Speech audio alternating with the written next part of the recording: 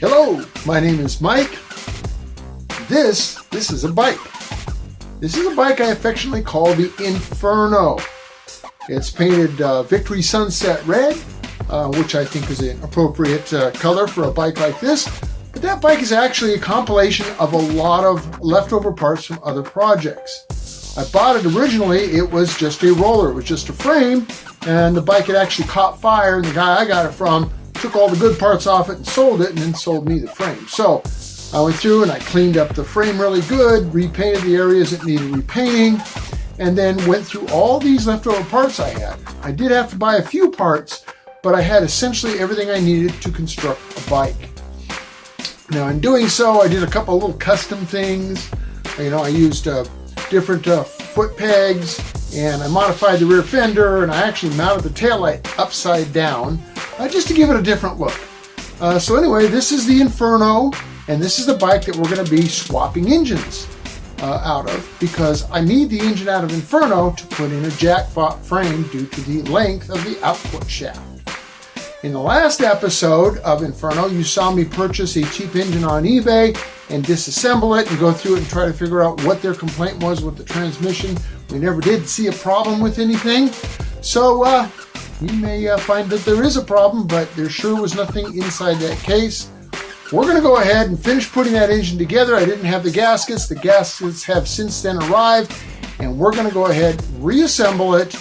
We're going to swap a couple of parts out of the engine that's still in Inferno, and then we're going to swap the entire engine into Inferno. So, stick around. Somewhere in a dusty, dirty back alley in western Arizona, not far from historic Route 66, is an old fart trying to cram a square peg into a round hole. He'll work on anything, just as long as it's got at least 2 cool wheels.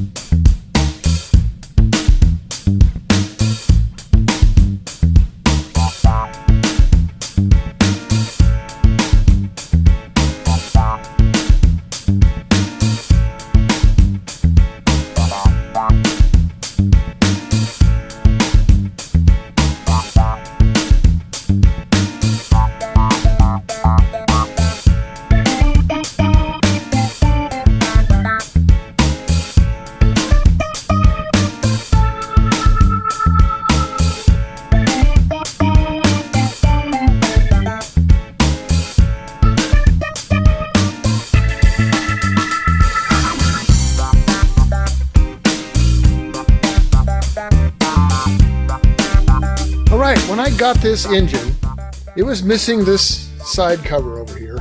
And I was able to source one on eBay. It was stripped down. It's the matching matte black to match the black valve covers and so forth. So I got this guy here. It's in decent condition. We're going to go ahead and use it. I did have a stator, so I went ahead and installed the stator. The one thing I'm still missing, and I'm still waiting for, actually two things, is I need a clutch shaft, which goes in here after it's assembled, and then I need the shift shaft, which goes here and operates the star wheel when you push on the shifter. So that's on its way. But something else I have to do, and that is I've got to change what we call the trigger wheel. So looking at this engine, oh, I'm so out of focus. So on the back of the rotor, this is the part that rotates, has magnets in it, and it causes electricity to flow in the stator, and that's how we charge system. But behind it, mounted to the back of it, looks like a gear. Got a bunch of cogs in it, but you'll notice there's a gap right there between those two gears. And there's a magnetic sensor right here. This is our crankshaft sensor. So the ECM, or processor, or whatever you want to call it, the computer, this is how it knows where the crankshaft is during its rotation and knows when to fire the spark plugs and fire the fuel injectors. Now that has changed over the years. So the early production bikes, they had a different trigger wheel. It bolted onto the back just like that one. This is off of an early bike. You'll notice it's a little bit smaller diameter than the one we're using here, and that changed over the years as well. So 1998 through 2001, it used this one. 2002 and up, it went to a slightly larger diameter, and actually that's one of the upgrades you can do. This will interchange from a later model bike to the early bikes, and you can just transfer the trigger wheel because the trigger wheel is different. Now I don't have an early trigger wheel. It's got more teeth on it. So I'll insert a picture here, and now you can see that the early bike has a different trigger wheel. Now, if you guys go and upgrade, you get the bigger stator and the bigger rotor. You got to transfer that trigger wheel. Make sure you pay attention to the timing marks. So these have to go on. There's my keyway straight up. That lines up with a mark on it that says T for top. So this bolt would go in that hole there, all right? So something to keep in mind if you do that, otherwise it won't run. Now there was 3 versions of electrical control system. The early ones, I forgot the name of the company. This one's been remanufactured, but this is what they look like. This was the 99 through 01, or 98 through 01. This was the processor. You could open this up. There's screws in the back, and you could actually change the chip inside and upgrade it to a higher performance chip.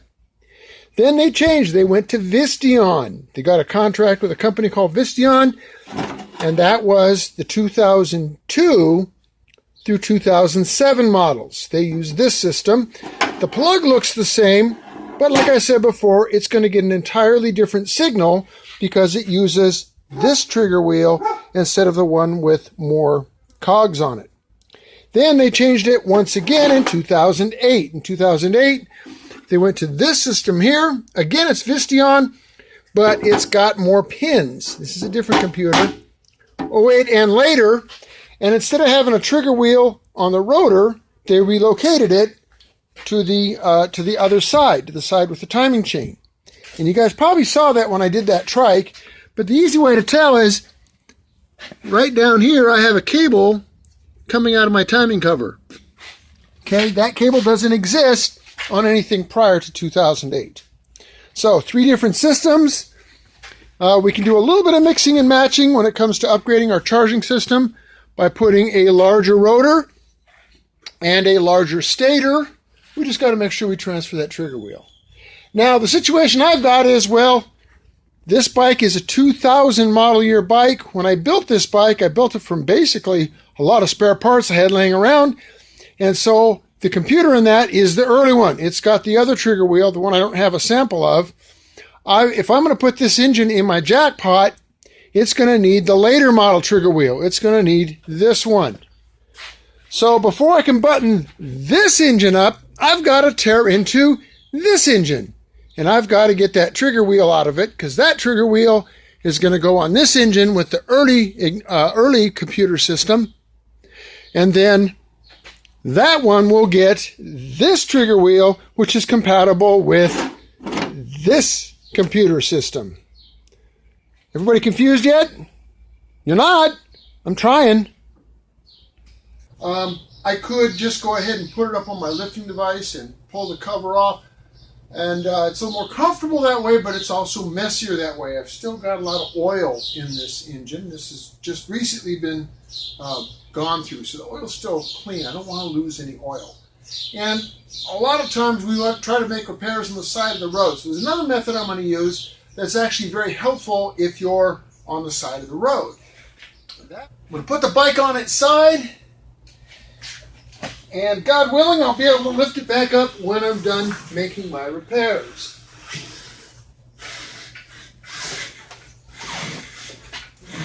Over, baby. All right. Now I don't have to go all the way on its side, but now I'm tipped at an angle so that all the oil is going to flow back. When I take this side cover off, I'm not going to lose any oil. Things you will encounter when you're working with these types of motorcycle charging systems is the strength of the magnet in the rotor. It's an extremely strong magnet. And when you go to pull the cover off, well, your rotor or your stator is going to be inside here. So it's going to fight you trying to pull it out. So there's a little trick that I do that makes it a little bit easier to control the primary cover. If you're not careful and it gets away from you, you can pinch your finger in between the primary and the case. How do I know? Well, I've done it. So here's how I get around that. Well, not get around it, but make it a little bit easier. All right, I've already removed the front foot peg and the side cover here. We have to disconnect our clutch cable. This is one way you can do it. You don't have to mess with the adjustment any. You can use a pair of channel locks or vice grips, and then you can operate the clutch and disconnect the cable pretty easily.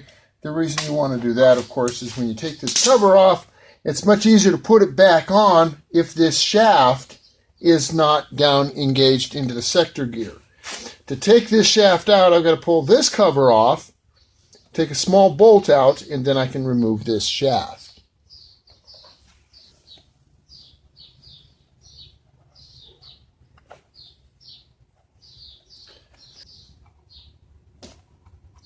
That one's nice. It comes right out.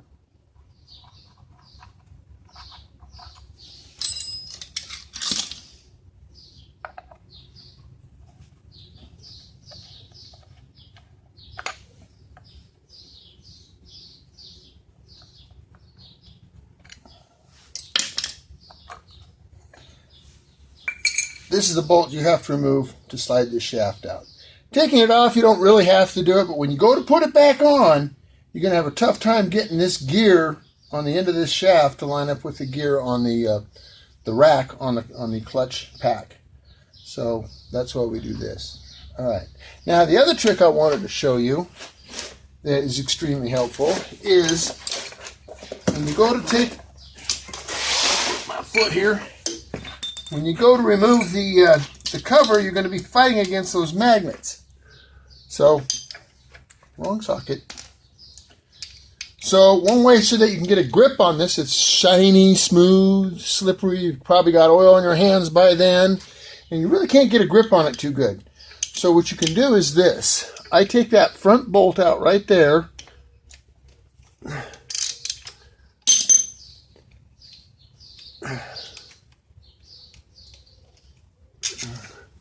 Once you remove that bolt, put it back in here.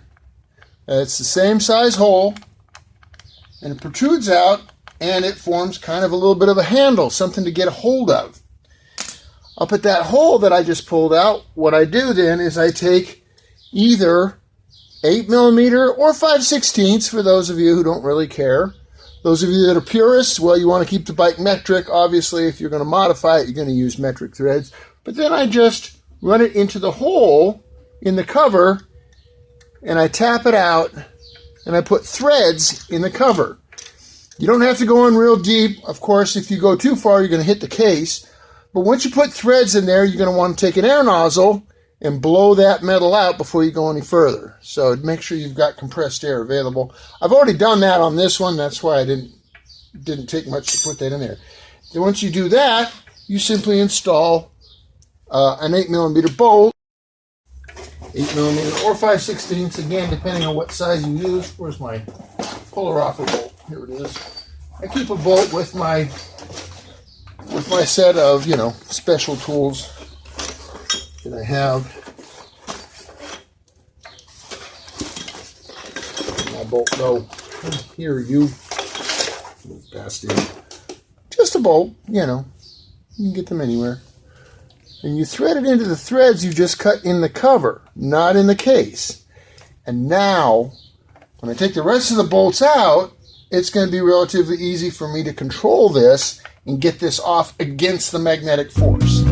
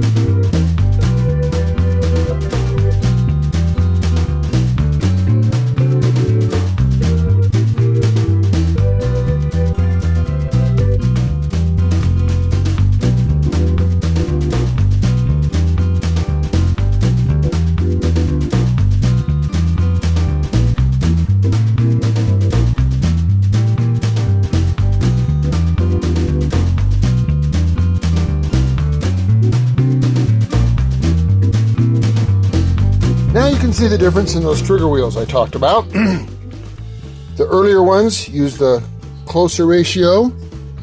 The later ones used the larger gap in the teeth. So we're just going to swap them around. The rotors are identical. And rather than take all the screws out and transfer them, there's really no need to.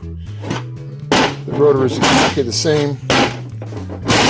We'll just put this one on the 6-speed 100 cubic inch that's going in the jackpot, since it's using this computer.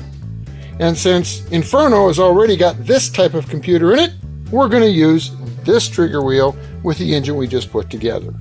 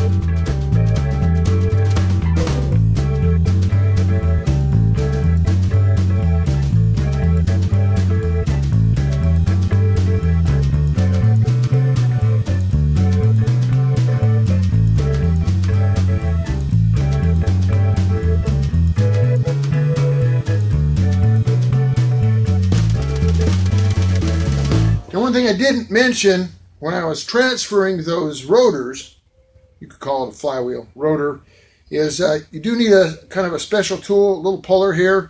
These are easily available online. I believe it's a 22 millimeter. So what is this company? Motion Pro makes it.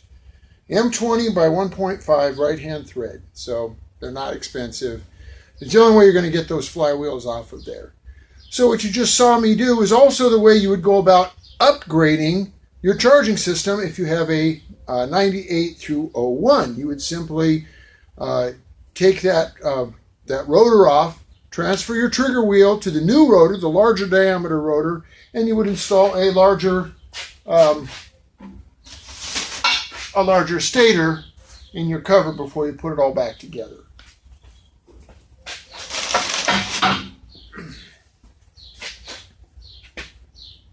Anyway, that's going to have to do it for this video. Like I said, I like to try to keep them under around a half an hour or so. And I'm still waiting for the shift shaft for this engine. Once that shift shaft arrives, we can put that cover on. This engine will be complete and ready to go into this bike.